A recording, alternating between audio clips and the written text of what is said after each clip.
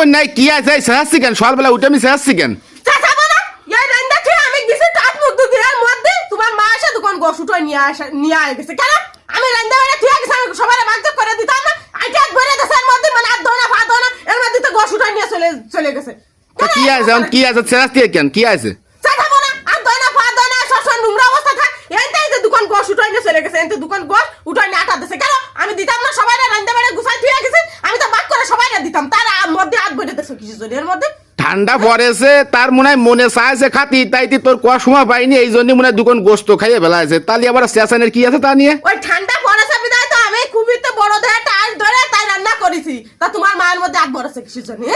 এটা হাত ভরেছে কিছু জন্য আমি দিয়া হতে দেরি সহ্য হয়নি মানে নোংরা রে কিছু জন্য সব নেতা শেষাই তুই সারা বাড়ি মাথাতে জিজ্ঞেস খাসে তো আমার বানাতি নাকি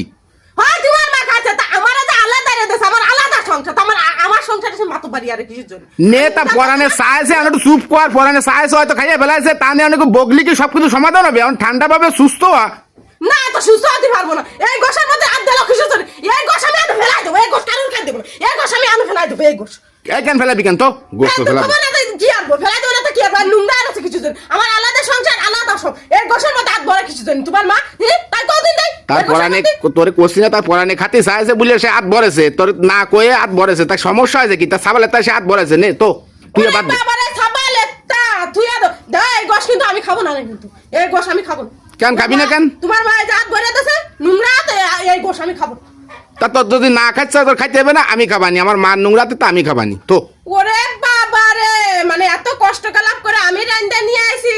আমি না আমি তোমার জন্য মাজা ফানতে আর তুমি আমার জন্য হাঁটু ফানতেও নামবা না মানে আমি খাবো না এই গোশ তুমি খাবো এই গোশ আমি খাওয়াচ্ছি দাঁড়াও এই কেরবে তুই গোশ কেরবে